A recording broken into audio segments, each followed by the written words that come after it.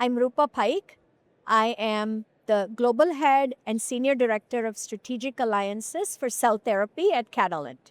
I had the privilege to be in the manufacturing session yesterday, and the topic of presentation was data-driven manufacturing, or rather the role of data-driven manufacturing with the inclusion of advanced analytics to make cell therapy manufacturing better. Because we are a CDMO, we are used to having a diverse group of customers and partners come to us, and each of them has a very distinct need for cell therapy manufacturing.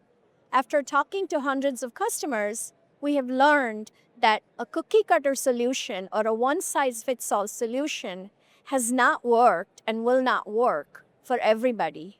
So Catalent invested in developing a modular and flexible platform process for CAR T therapies, including best-in-class technology, generating data then that empowers the customer to make the right decisions for manufacturing.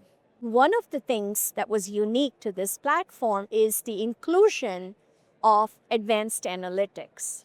So as we all know, data is very important to us because it is our single biggest asset to understand if manufacturing is successful or not.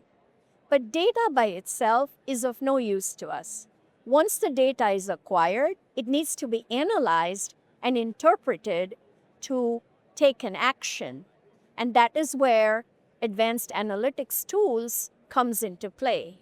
So when we use advanced analytics to interpret the data, we can understand the journey of the cells at every step, mitigate any problems that we have, and streamline the manufacturing process so that we are successful at the end to get the product that we desire and that meets the safety, quality, and regulatory requirements.